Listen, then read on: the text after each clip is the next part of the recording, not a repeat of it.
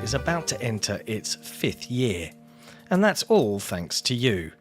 If you're new here, let me fill you in. XboxEra is a platform for the Xbox community with best-in-class forums, a kick-ass Discord server, and of course XboxEra.com, chock full of the latest news, reviews and more, all focused on your favourite platform, Xbox. It's every Xbox fan's gateway to the best of XboxEra. Our incredible podcast listened to in over 50 countries across the planet, our own digital store for games and codes, our merch store for the coolest of Xbox threads, and of course Dayone, where you can track, rate and discuss your favourite games on Xbox Game Pass. XboxEra is built for you, and it's completely funded by you. If you value having a publication truly focused on your preferred place to play, you can support us directly via Patreon. Just head to patreon.com/XboxEra. You get cool swag and awesome perks, and we get to keep doing what we do. Become a part of the best Xbox community on the internet and help us build the next 5 years of XboxEra. Thank you for your support.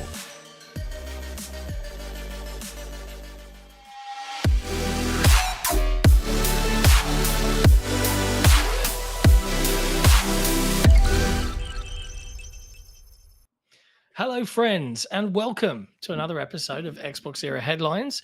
The date is July 4th, 2024.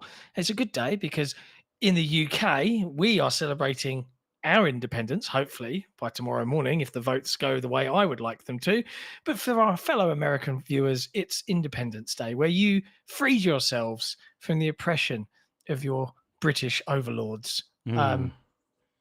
But hey, you've also just changed the law and have kings now, right? So, welcome back. Anyway, I jest. Let's not do politics, all right? Let's not do it. That's all I'll say about it. I'm back with Jesse, and we're going to be talking you through all of the latest in gaming news from across the industry, Xbox, Nintendo, PlayStation, and PC, you name it. As a bonus for our wonderful and brilliant patrons, we make audio versions of headlines available to them via Patreon for use in their preferred podcast app. But if they're on Spotify, they can link their accounts to Patreon and listen to it there. Hi, Jesse. How are you? Kind of tired. I was up late working. I've got 3 reviews I'm doing right now. 1 is essentially done. You keep adding more. Well, I mean, Darkest Dungeon's essentially done because I already had it on PC. SteamWorld Heist 2, it doesn't come out until August 8th, I think. Plenty of time. Gonna work on Flintlock Siege of Dawn a bunch. Waiting on Kunitsugami, but I'm not expecting that till next week because the PR company is off this week that's handling it. The one that popped up that I completely forgot about is there's an expansion coming for Avatar Frontiers of Pandora. So I'll knock that one out in a night. That shouldn't be too bad. Didn't even know expansions were a thing for Avatar Frontiers of Pandora. So it's a good game. So why not? Why not? They've built a beautiful world. They're normally not super long. It'd be like a night. Yeah.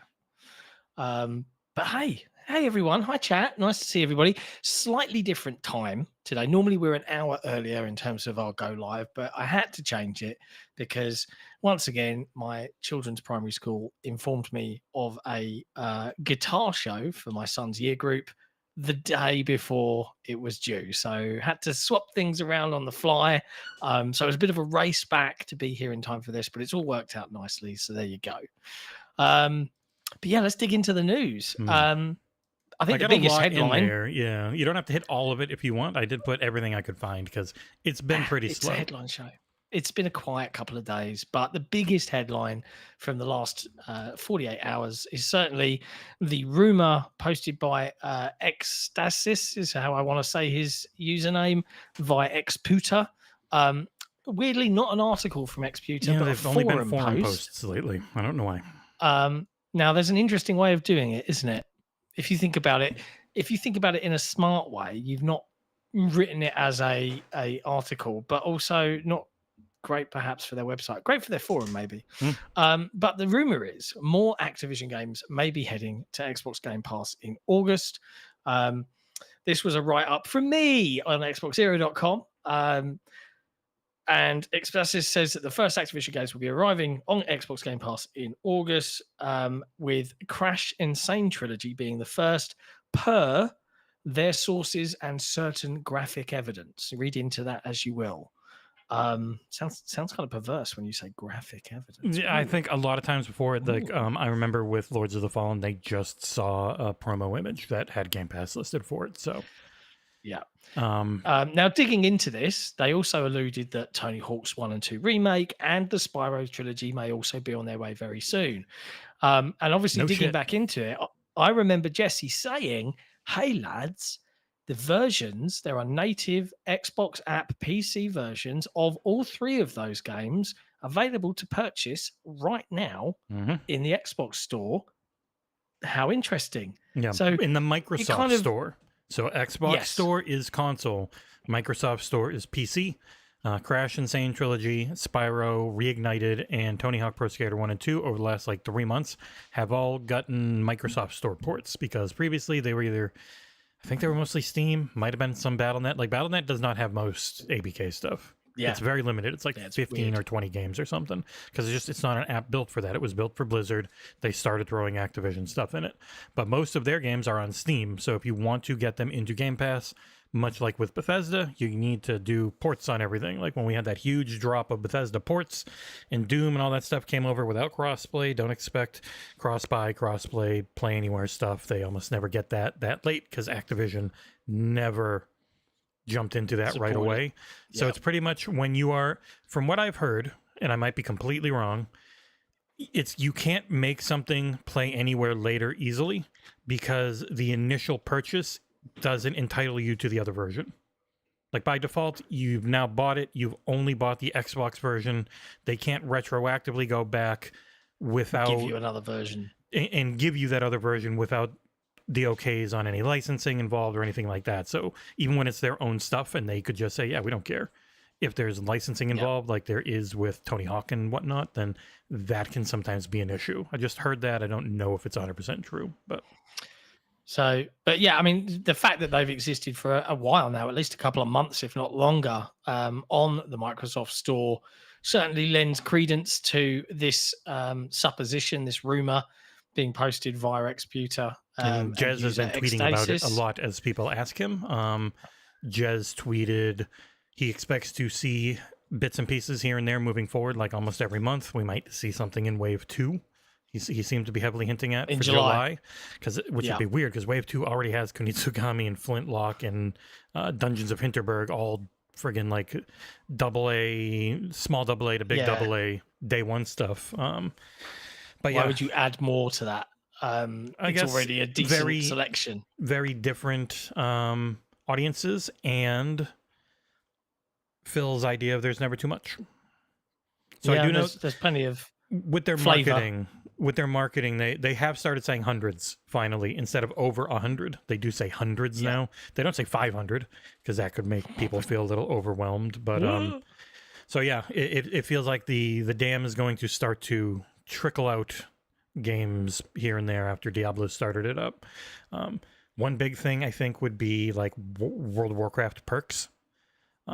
One issue. What you mean as part of Game Pass Ultimate, you get Yeah. perks for the PC Yeah, version. even of if World it's of just like Warcraft. friggin' you get this pet or you get this transmog item or something, like little things. Because a lot of Blizzard stuff has actually had deals with Amazon Prime Gaming for that type Yeah. of stuff. So I've been curious, can they do it at the same time? Or do they have to wait for contracts to run out? That type of thing. Or do they just wait for the contract to run out and then redo it so they can do both at once?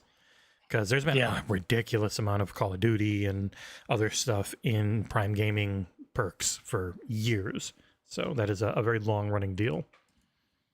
Makes sense. Makes sense.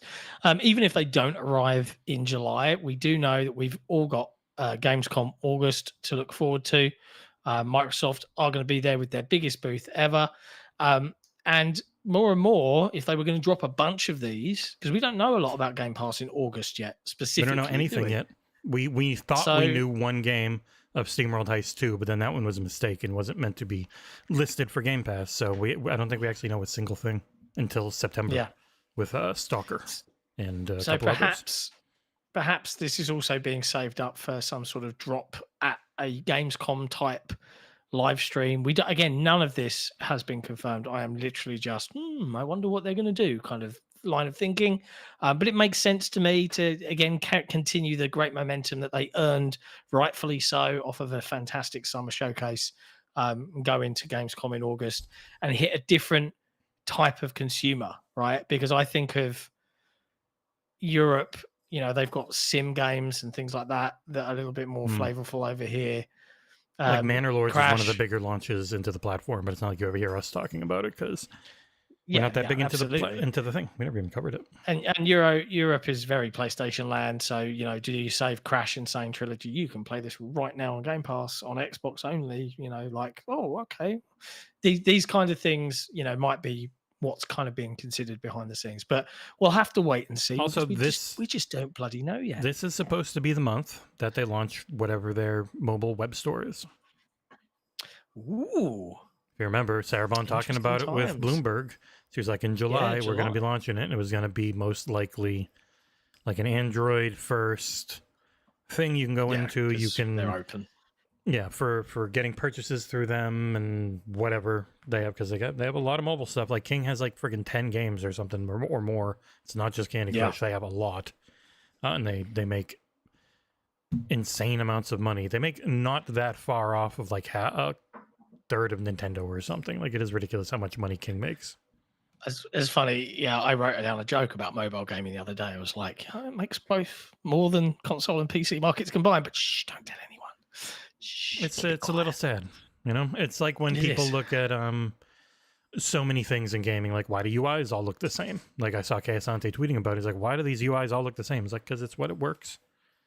You blame Nick. Blame your fellow gamers. They keep buying shit in these friggin' gacha games. Like, they're going to get the First Descendant, and they're going to see, hey, that shit takes 9 hours to craft a gun that I just grinded many hours for, or I can spend a little money and get it right away, and they do it.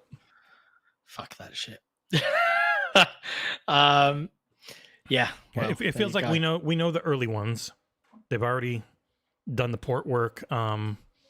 People keep bringing up there's Transformers games coming back, but it's like they never left. They're always there on the store. Those store listings. I saw that doing the rounds on Twitter. So just in case everyone's wondering what we're talking about, I think More ONL, a good friend of XboxEra, posted saying, "Hey, look, these store listings are existing for Activision Transformer games, but they've always been there.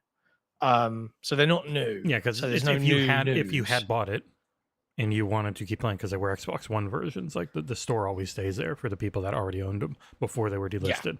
Like with Ultimate Alliance and Deadpool and all the Marvel stuff they did too. Yeah. Yep.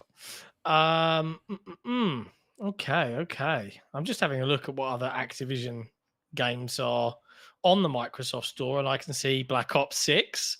Not a Battle.net Spyro integration like we thought it might be because of Diablo.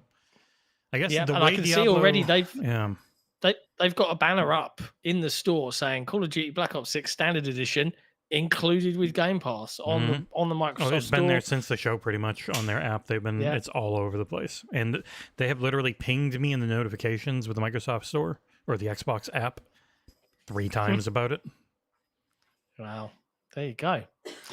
All right. That's that. So that's a rumor for now. I'll take it with a pinch of salt, but there's enough flesh on the bone there that it's probably he's been be a thing. The Xputer XS1 guy has been pretty accurate on Game Pass stuff, and now Jez is seemingly heavily corroborating that he's heard similar.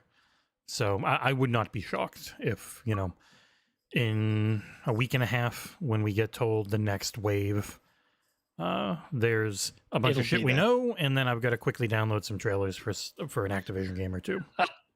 Absolutely. Quick pause in the proceedings to acknowledge and say thank you to Mohammed Sherez, executive producer of the XboxEra podcast, for a $5 super chat. Hi, John and Jesse. Have a good show. Thank you, sir. We will have a good show. The sun's out over here in the UK, as are the Tories. They're going to be out. No politics. Let's video games only. Yeah. Don't want to get our politics in our video games. There's no politics in art. Everyone knows this. Yeah, art is purely down the middle. It's just pictures and stuff. There's nothing to say. Nothing. Anyway, next up in the news, Japanese studios are preparing for consolidation. a wave of consolidation is hitting the Japanese game industry because that's what they need to survive in this fiercely competitive market. This is via Takashi Mochizuki over at Bloomberg. Interesting. Because we've heard long and for a while now, oh, you know, Japan isn't having to do this. It's just the Western world. But may not be the case. The reality seems to be that it actually, while it's harder to just straight up fire people, that also could be the reason why somewhere like Tango gets shut down instead of fired, is because it is easier to just completely shut down. Other ways are giving lower titles, lower pay, less hours, and essentially like forcing people out. Like there is always ways for companies to try and get their workers to go away if they want them to. It just varies by where you are.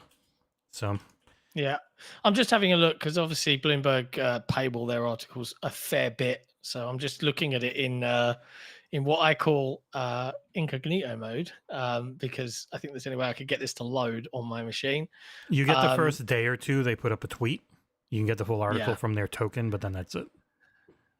But it says here, while the global video games market keeps expanding, Japan has stagnated, especially in the mobile arena. An industry reliant on churning out new content has been stifled by soaring production costs and an explosion of alternative entertainment options. With a shrinking user base and more fragmented attention, studios are feeling the pressure. They call it the TikTok effect. Streaming services can offer endless torrents for amusing, interesting, or surprising videos produced by their millions of eager users. Game creators don't have the same luxury of self-generation content, and to stand out, they're finding they need the backing of well-resourced partners. Interesting times, but I mean, it's just is what it is right now. This is how the capitalist world works. I don't know what I can say. Square Enix, one of the biggest companies in Japan, they've said, you know, we're going to make fewer games going forward.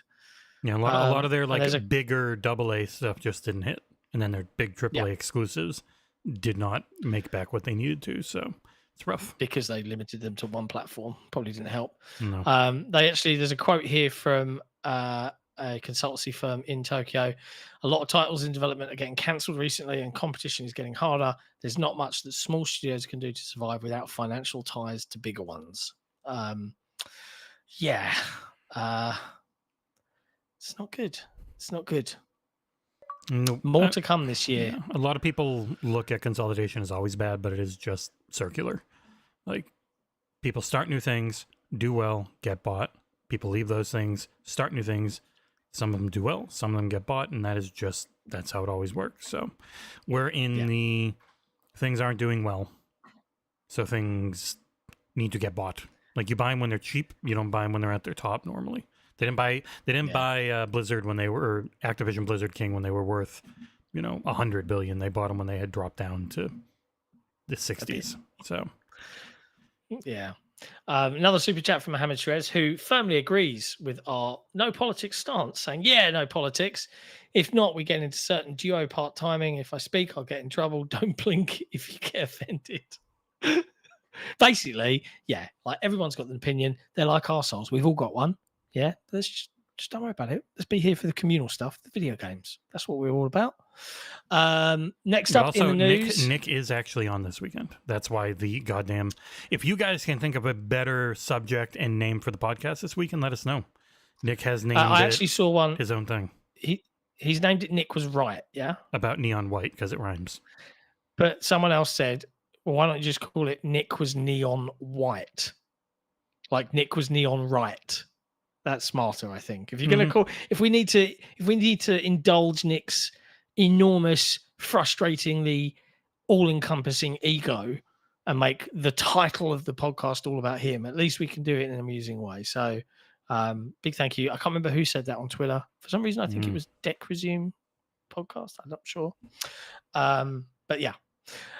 Speaking of layoffs and stuff and industry changes, Surgent Studios, who recently released the very, very good Tales of Kenzara Zhao, are also facing layoffs with studio head Abzi Babzi Abu, who took to Twitter. They sent the statement out via the official Surgent Studios, but he was sharing individual LinkedIn profiles for several of the staff members affected. He said, this is via GameDeveloper.com, "I'm so proud of what the team has achieved over the course of these 4 years. So to be delivering this news today really sucks. I know we're not alone here, but that doesn't make it easier. It is a bummer, but this is normal also. Like, a lot of big projects wrap and they let people go as they go back down to a kind of pre-production state, and then they ramp up as they get into production. It's not abnormal, but no one likes doing this. It sucks. It sucks for the people losing their jobs. It's a shame. And, you know, Abu's a really nice guy, and he wears his heart on his sleeve, and you can tell he's like, I hate this.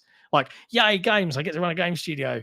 But also, this is the bit that sucks. This is the that's bit. The thing we've talked about in the past with XboxEra, is if it ever comes down to it, having to fire someone, neither of us have the temperament for it. I mean, we had someone who very much deserved it, and it was still hard to do.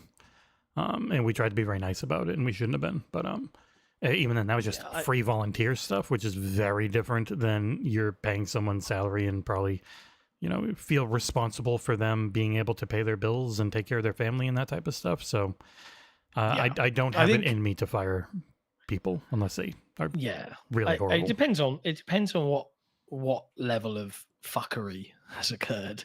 I think that was a very high level, so I didn't feel bad.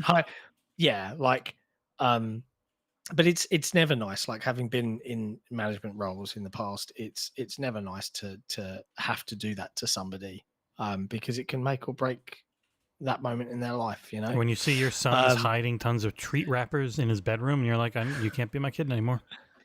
Sorry, you're fired. He's in enough trouble. As Trav rightly says, I do blame my son a lot. It's because he's a little git. God love him. But we got a super chat from Jordan Landau, who says, I'm going to make a game called By Rishi. I think obviously in reference to Britain's current Conservative Prime Minister, loved Rishi by Sunak. all. A man of the people. Beloved by all. Absolutely. I saw him at McDonald's. He looked completely natural being there. Like, he's been there before, definitely. He's definitely eaten that before. He didn't get into his bulletproof luxury car and say, dispose of that, Watkins. And, you know, definitely not. It's a very silly episode already.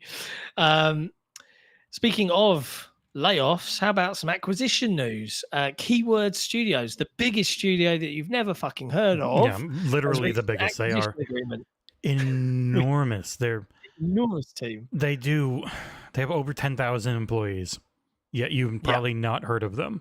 But they are an Ireland-based support dev studio, and they do almost everything, like localization and helping dev work, and just, you go down the line on their Wikipedia page, the amount of places they've bought the last, 6 years is insane. They are enormous, and I think they were bought by another goddamn investment company similar to like what Embracer was. Yes, that's correct. If we look at gamesindustrybiz.com, this is written by Vicky Blake. Keyworld Studios has reached an acquisition agreement with Swedish investment company EQT for around, brace yourselves, £2.2 billion pending approval from its shareholders. In a statement, Keywords, a fully integrated creative and technology-enabled company that supports firms like Activision Blizzard, EA, Epic, and Square Enix, said it was pleased to have reached the agreement on the terms of a recommended cash acquisition for 2,450 pence per share. Lovely. Indeed, they said, their CEO, Bertrand Bodson, said, I'm extremely proud of our passionate world-class teams and the leading technology-enabled global platform we're building together, which have enabled us to develop innovative solutions and foster strategic partnerships with our clients. I hate corp speak. It makes my tongue go... Don't like it. And I hate seeing significant value for our shareholders as well. But anyway, blah, blah, blah. A bunch of rich people got richer. Yeah. And if you've never heard of them, I am surprised they've never gotten the Sweet Baby treatment, because the first thing you see on there about us is DEI initiatives. Like, literally just... They will get it. It'll come for them. I think they are so big, and they don't have their people on social media being idiots. That was the thing that really kicked off the last one. Like, they are just a giant company that if you want to localize something or you want help with something, they do it. Like, you're paying them. The same thing as all the others, but the others had people online putting a face to it that people could attack to get viewership and drive engagement. It is very slow. So I would not be shocked if any of the dipshits out there that just the only way their channel works, and for some reason Nick seems to like them, really start pushing this dumb shittery again. But yes, the keyword is massive. Like, just I'll tell you how massive huge. they are. They were established in 1988 and they boast over 70 facilities in 26 different countries, including Asia, Australia, the Americas, and Europe. And its board believes in the business is well positioned for future continued success, and that the acquirers, in this instance EQT, are supportive of the company's existing strategy and management team. The deal is expected to complete Q4 this year. So there we go. More acquisitions. But Yay, one of the it's biggest acquisition acquisitions that could happen for a season. company you don't know. Yeah. Like, I think in some ways it goes to show how absolutely massive the video game industry is, in ways that people that cover it, or maybe people that are tentatively interested in it, don't fully see how deep the ocean goes. You know what I mean? Mhm. Like, we only see the tip of the iceberg. We don't see the rest underneath that's facilitating the massive industry that this is. But yeah, there you go. In other news, a big new game is out. It's a free-to-play shooter called The First Descendant. And it hit the top 10 played list. And I believe now it's having all sorts of horrific server issues and is currently it was down almost going into the weekend. all day yesterday. It was down for a long time. And they were blaming Xbox. And they're like, there's problems with the Azure. Well, the developer were blaming Xbox. Well, there were people like, why is it down? Like, there's problems with the servers that we pay for. Oh. So, Azure. not wrong, but yeah. But from what I've seen from Senor Bean, who played a bit before it all died on the first day, it's fun. It looks nice. It's very uwu. Lots of boobs and bums on the ladies who you can dress up as maids, because of course you can. But it is one of the worst grinds he's seen as far as being a looter shooter. You have to grind material to craft weaponry, and then crafting that weaponry can take a very long time. Like, it can take you many hours to grind up the materials needed to craft a gun, and then to craft that gun can take 9 hours or more. It is interesting because it does show everyone's icon. Like, in this gameplay I'm playing, it shows PlayStation and Xbox and Steam. It doesn't just show PC or not PC. It's actually showing everything. Pad. Yeah. I'm with you. Nice. But fair enough. Right now, writing on rough with the grind. Yeah, writing on GameSpot, Claire Lewis, Nexon Games' new free-to-play looter shooter, The First Descendant, is having quite the successful launch before all the servers went down. After 24 hours of releasing to the public, it was sitting at number 6 on Steam's 100 most played games. This focus on most played is really irritating, because when a game then drops to a reasonable, normal population, everyone looks at it like especially multi-platform games. But the thing is, it's the only direct front-facing info, because Microsoft and Sony don't give it, and Nintendo never gives anything. Like, we don't... People need to get clicks, and so they focus on the thing that they can always look at. It's generally just a fallback. Like, I don't have much to talk about today, but I've got a quota for having Steam numbers. I've got a quota to get 5 articles out for Forbes, and so I'm just gonna go through Reddit, see what people are talking about, and or just look at the Steam charts. Like, it's the same formula, and it works. Yeah, I guess it does. But yes, this game's going to have loads of seasons. I believe one of our team is checking this out. Chinggis, he's trying. Well, he was checking it out, but then the servers died, so it might be in a week or two when we'll get that out. He will have coverage of the Elder Scrolls Online Gold Road tomorrow, I believe. Yeah, nice.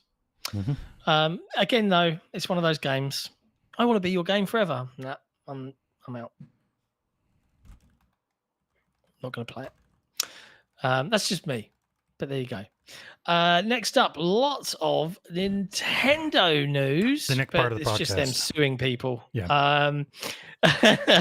First up, Nintendo are suing Switch Modchip seller and Switch piracy Reddit moderator. This is via Chris Scullion over at VGC News. Modded hardware and Archbox are the latest to be hit with lawsuits from Nintendo. They filed complaints against Ryan Daly, who operates a store called Modded Hardware, and the moderator at our Switch Pirates called Archbox, whose real name is James Williams. The lawsuit filed against them claims that Nintendo contacted Daly in March and threatened to sue him unless he stopped selling modded Switch consoles I would stop. and MIG switches, which enable pirated Switch games to be played on unmodded hardware. According to Nintendo's complaint, Daly agreed in March to stop selling the unauthorized devices, but then continued to do so, claiming he was looking for a new lawyer. It's the same Nintendo thing on as this always. stuff. The moment you try and monetize anything that involves a corporation's IP and their bottom line, that is when they will come for you. Like Yuzu didn't have them come to them until they started running a really successful Patreon for all their stuff and were providing things they shouldn't have provided for running Switch games. So you can do this shit in the background anonymously as long as you're not making money and you don't get too big. The moment it's too big, keep it in the hobbyist camp. Yeah, you can't make money off of this type of stuff very long. It will never go well. You will turn into that Bowser guy, incredibly well named, who life is pretty much over. They even garnished his prison wages. That's how petty they are.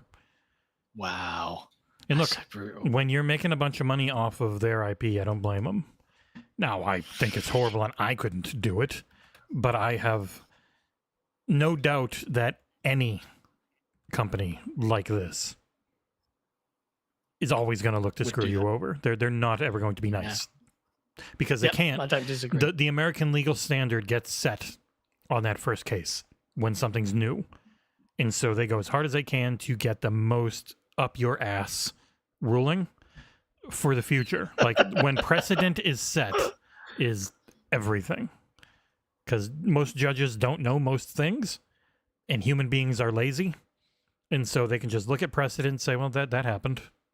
And that's it. We heard precedent a ton in the FTC case with Microsoft and stuff like that. Just when most judges are probably idiots anyways, because most people are. And especially so you look to what others have already said and done, and away you go. Dear Nintendo. Fair enough. Next up, Nintendo president says generative AI can be used in creative ways. This is contrary to previous and recent reports where Nintendo was like, we're never going to use generative AI technology. This is the English version of what other people had translated from Japanese. Right. Okay. But yeah, Nintendo President Shuntaro Furukawa believes generative AI technology can be used in creative ways, but added that video games cannot be created by technology alone. This is by Chris Kerr, news editor over at GameDeveloper.com. Beg your pardon. He was asked whether Nintendo is currently leveraging AI technology internally during a recent investor Q&A. And reading between the lines, the president pointed out that AI tech has always been prevalent in game development, but offered a comment on the rise of generative AI tools and how they might be applied. He said, I believe that game development and AI technology have always had a close relationship.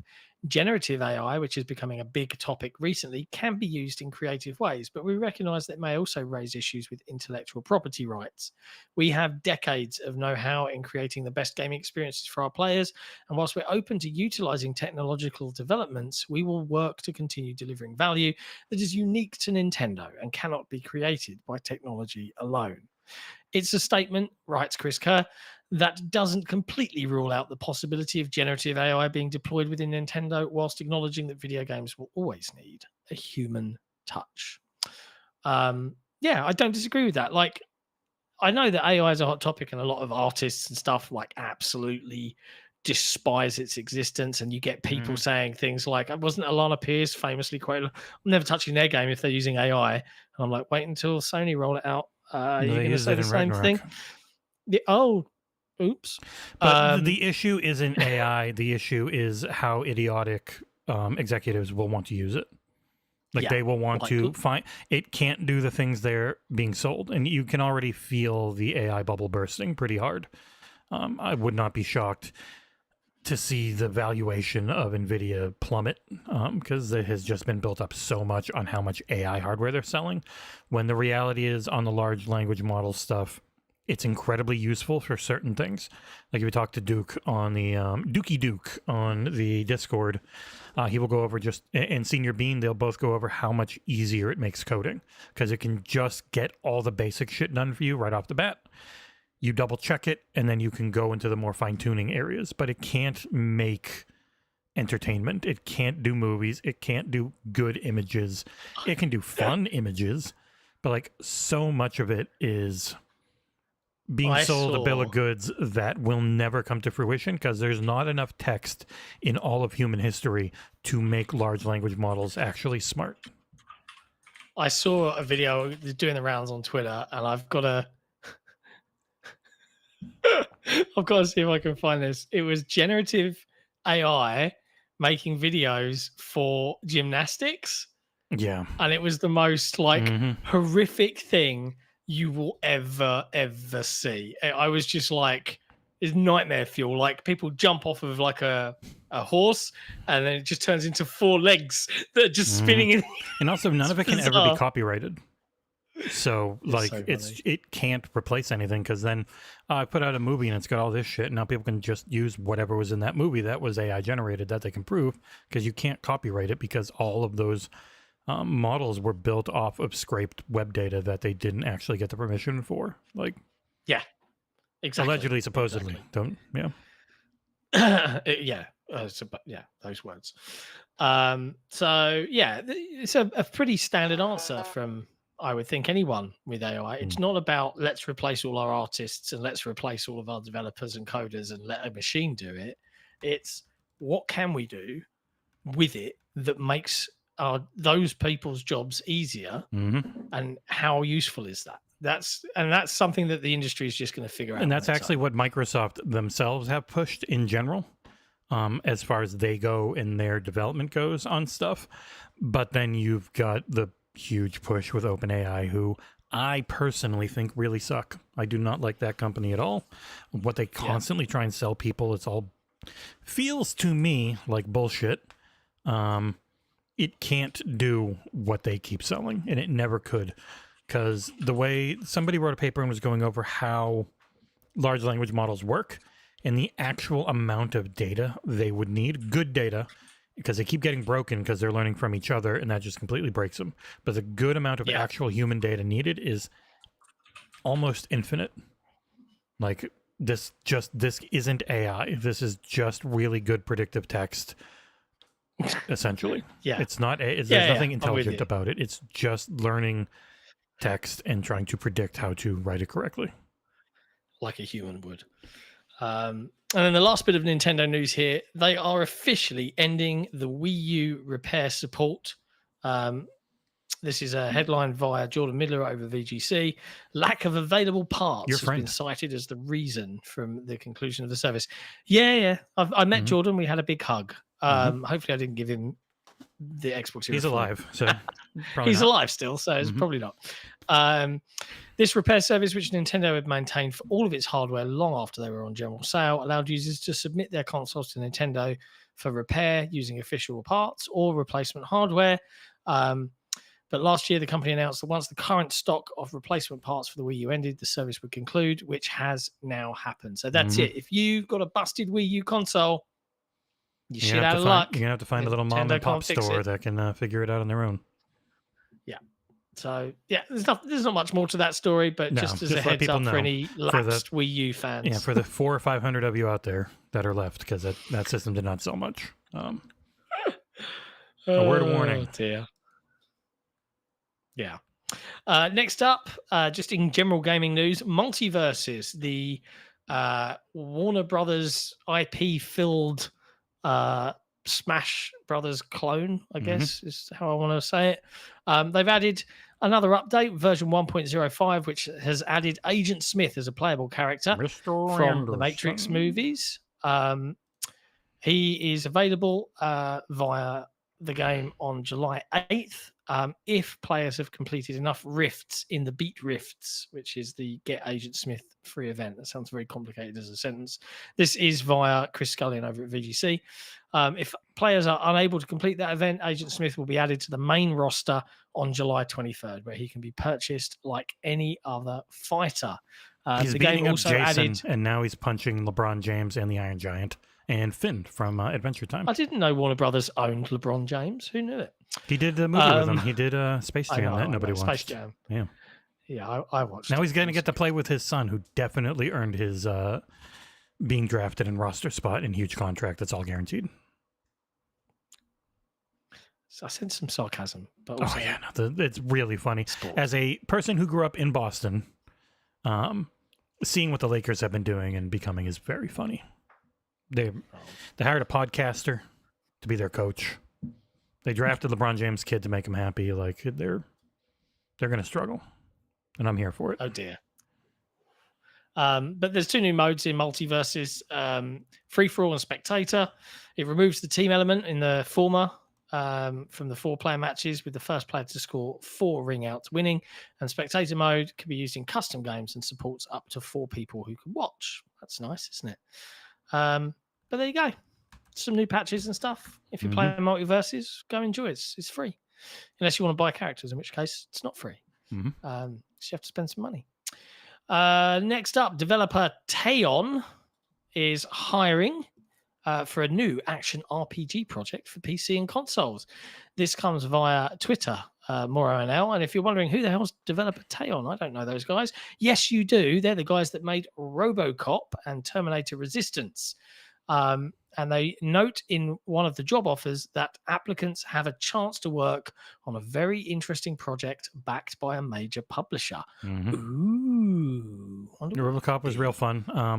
RoboCop was a good, super fun 7. Like, it knew what it was. It knew what it was going for. It wasn't too long. It wasn't overpriced. It was very fun. I even played the Terminator one on stream. Accidentally played it like 3 weeks early, but because they didn't tell me there was an embargo until a week or 2 after I streamed it. The Series X version. The game had already been out for like 5 years. Okay. It was fun. Whoops. Like, it was very bad at launch, from what everyone said. It had a lot of problems, but the Series X version and all the updates they had done, it was all right. It was more a survival game, obviously, because you're just a person running away from Terminators a lot. But then RoboCop, you get the power fantasy of being RoboCop.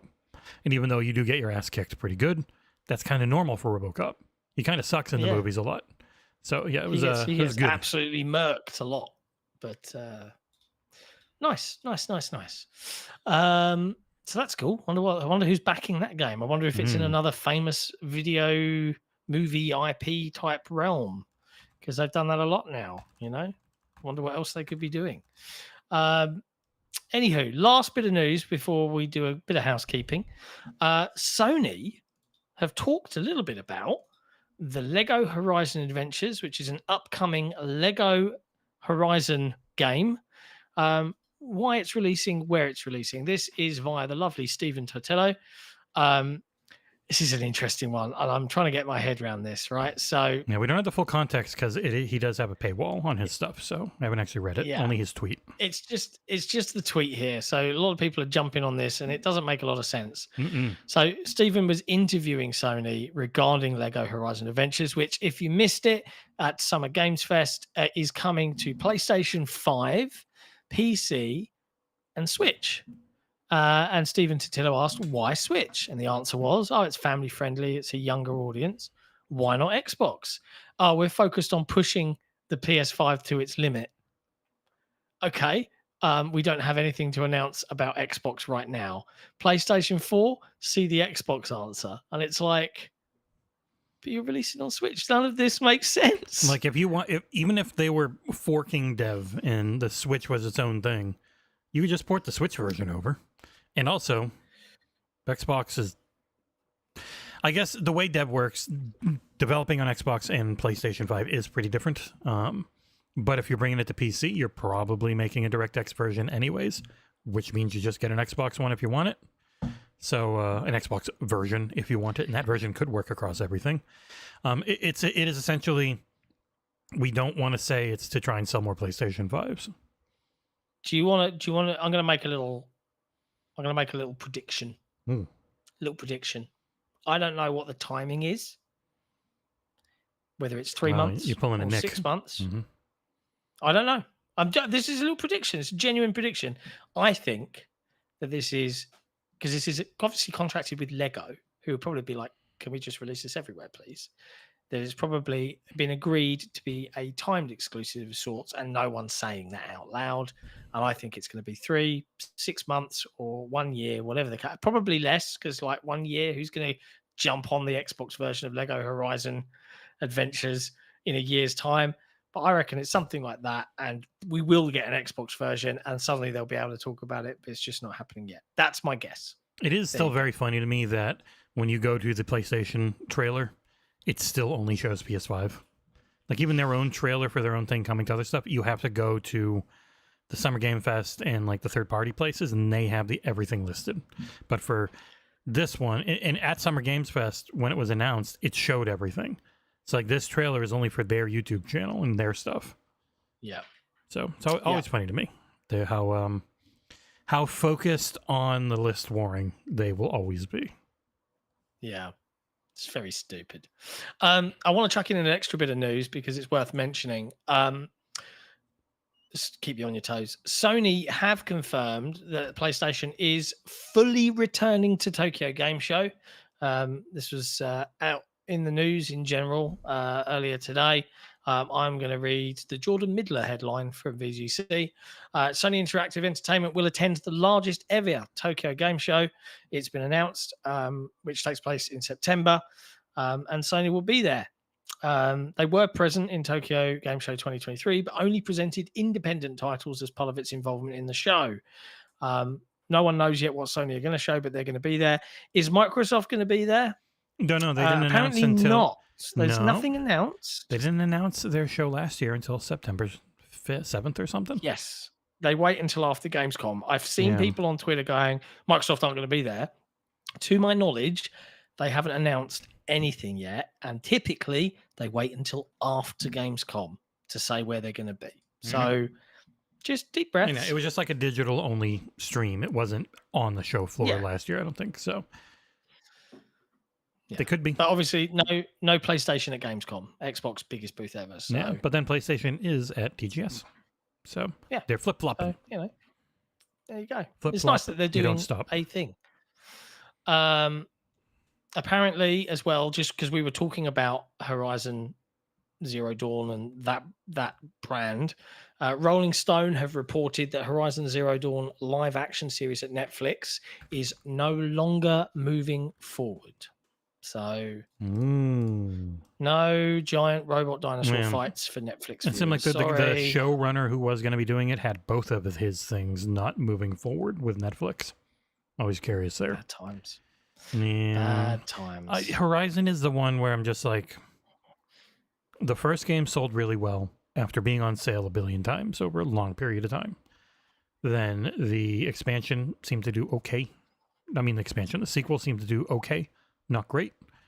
The sequel's expansion seemed to come and go without a word. Like, I don't think that game or that franchise is nearly as big as they want it to be. Or they seem to think it is. Like, they also that. God of War and Spider-Man are that. And while they don't own Spider-Man, they've got Marvel by the nuts as much as you can have Disney. It's like a little tiny bit. It's like you're just holding on to a hair hanging off. But, you know. I feel like they've also released both Horizon games competing with Zelda each time, right? It was if memory serves, Elden Ring, I think. It was Breath of the Wild the first time and Elden Ring the second time. Yeah. And it's just like, well, what do you think is going to happen? Like, unfortunately, gamers are fickle creatures. One of the only things they've done that was actually PlayStation 5 exclusive was the expansion for 2, which was I always found odd. Brit in the chat, Horizon Zero interest. Oh, okay, that made me giggle. Okay, that's all the news. That's pretty much all the news. So if you're in the US and you're watching headlines right now, I wish you a very, very pleasant July 4th, happy Independence Day, all of that jazz from the British rulers that we were. Before I let you guys all go, though, a couple of little bits of housekeeping. One, please do like the stream. If you're sitting there idly clicking about, just idly click the thumbs up button. It does help us out. Two, if you are a Patreon supporter of XboxEra, keep an eye on your DMs within our Discord or on our forums.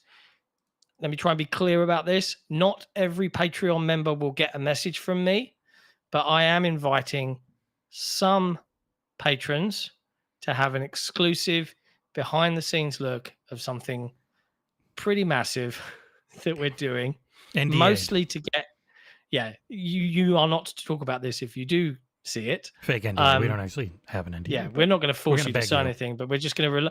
There's an element of like, if you didn't get messaged, it's probably because I didn't like you or I didn't trust you, and so you know how much I hate patrons. Yeah, so no one's getting a message. But on a serious note, we're going to be doing just a limited behind the scenes kind of reveal and talk and a conversation with some patrons, just to get some feedback on something that we're doing before we do it.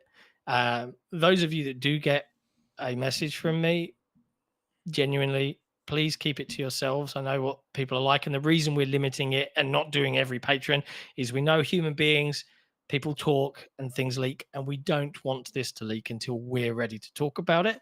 So that's item one. So keep an eye out, and don't think of anything of it. You know, if you're SJ and Teyon, I mean, you're not going to get a message from me. But if you're anybody else, you might. So just a heads up. And last little bit of news, for people that have ordered a book when the bookstore went live, I can confirm that everybody's orders have been shipped. I think everybody in the UK there's still books behind you too. There are still some left, so they're on the store. The number there is pretty accurate. So if you want one, you can get one. /store. XboxEra.com/shop. If you want to buy a book, once these are gone, they're gone. There's no more being made. You can get one, but to anyone that has ordered one, be you in the US or otherwise, they are on their way to you. And you should have like an email, because I've put your emails in there, and the people that are shipping it will be like, hey, this is your tracking reference. So just a heads up. But yeah, it's been a very exciting day, and we are very looking forward to talking more about the big thing very soon. It is exciting. I'm excited. It has been like my sole hyper focus for like the last month and a half, pretty much to Jesse's annoyance, because I'm like very excitable person, me. But yeah, other than that, we'll let you go. Thank you for hanging out for headlines. We'll be back on Saturday, unfortunately, with Nick, celebrating him being right again. We already knew it. We've known it for a year when Neon White was literally announced back in June of 2023. It just took a while to show up. Just can't help himself. And then we'll be back next week for more news and stuff in headlines. So we'll see you on Saturday. Have a wonderful Independence Day if you're in the US, and happy kind of semi-Independence Day if you're in the UK. Go vote. All right. It matters. Go do what you need to do. Make your choice. Have your say. Until then, we'll see you next time. Ciao for now.